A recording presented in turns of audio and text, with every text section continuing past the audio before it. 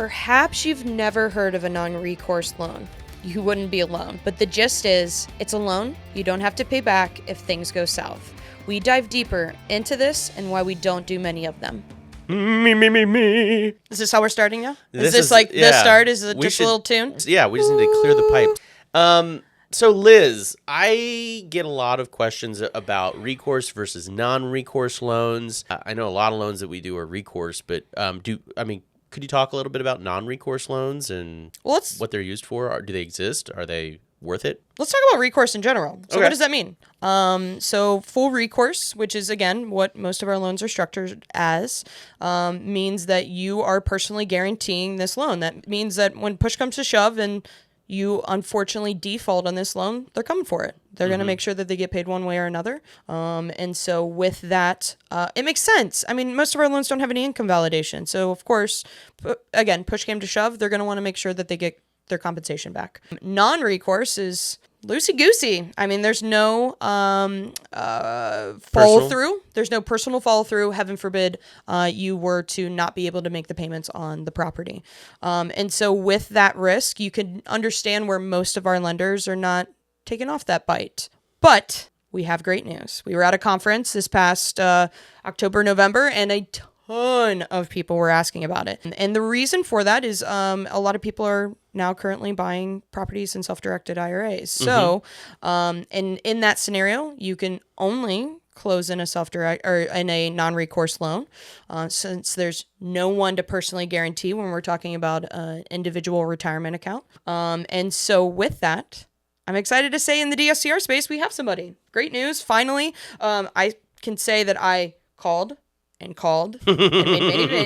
made many phone calls because it's not something that is standard in the market. So I guess that's one thing that I wanted to make very clear. Like, great news, we have somebody, but it's just not something that's super standard in the market. Would love to discuss the terms and conditions that we have in that space if that is your driving force. And I would say really the only reason you would be going that direction is for a self-directed IRA scenario. But do we have another loan product that allows for non-recourse as well? Sure. Yeah, actually, we have a number of fix and flip lenders that can do non-recourse as well.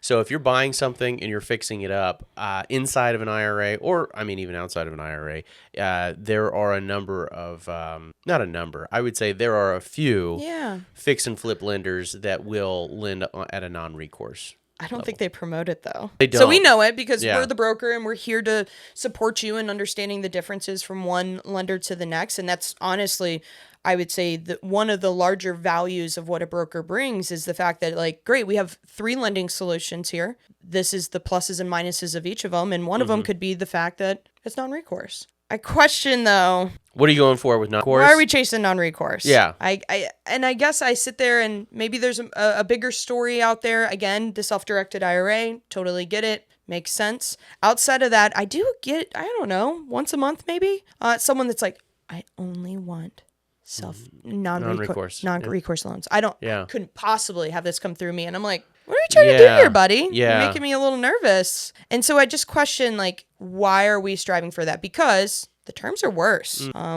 significantly. So amortization on a DSCR loan that's non-recourse is shorter. You're also going to be on an ARM. You're also going to be limited on LTV. You're also going to have a higher DSCR requirement.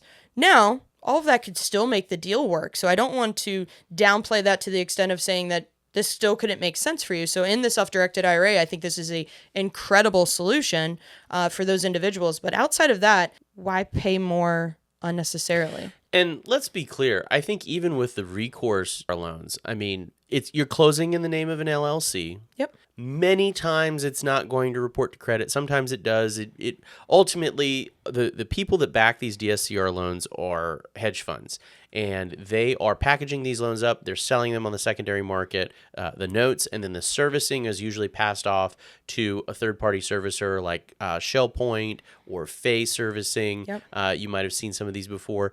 And recently we had a lender that changed to a servicer that is going to report to personal credit. I'm so glad that we found that out. Yeah. Because honestly, I think it's a small notation, but in a lot of cases, DSCR and hard money lenders promote the fact that it doesn't report to personal credit. So that is something that we are asking more and more often, because there is some benefits of it not reporting to personal credit. Where do you see, because I get a ton of people that ask about this whole, oh, well, it doesn't report to personal credit. But I think you and me both know, because we worked in retail lending prior to this, that doesn't mean there's no effect to your personal DTI. There's no effect to your personal and qualifying abilities on a like primary residence purchase. Yeah. Well, even if it does report to personal credit, as long as you've got 12 months of history of the business paying that loan, then it can usually be written off your debt to income ratio. So if you're buying that big, beautiful house on the hill and you happen to get a DSCR loan that does report to personal credit, fear not, it's not the end of the world. No. Because, as long as you got 12 months of the business paying it, then you're solid. Yeah. I typically get people that are like, oh, well, this isn't going to affect my DTI. And I'm like, well, not exactly. Yeah. Yes and no. No, in the sense of like, it's not a debt that you're going to have to personally disclose, and it's not going to have to work into your personal DTI. But if your tax returns start to become a mix of you qualifying for this primary residence where you pull your tax returns, and on your Schedule E where your businesses are listed, there's a gain or a loss, that'll have to be taken into consideration. Sure. But I would say that is a much smaller item to take on than a full mortgage payment. So it's just understanding, I think, the moving parts of these loan products that I think no one's supposed to be an expert on. And I would say, again, this is, we're already working in loan products that are not traditional to most consumers. And then this is a step even further. So would you recommend a non-recourse loan to your clients? I mean, if there's a need for it. So, are you buying in a self-directed IRA? Are you in some kind of complex entity where you're like doing a syndication, or is there more to it that merits the non-recourse? But if you are a first-time investor and you're just buying your first flip, don't recreate the wheel. Yeah, you probably don't need to worry about non-recourse. Yeah. So if you guys ever run across these type of strategic lending opportunities, it's not that we don't have options. It's just we are limited. And a perfect example is we were at that conference and didn't have a solution, and a couple months later, we do now. So we're excited to continue growing our base of lending options for our investors. Yep. Let's get it happening.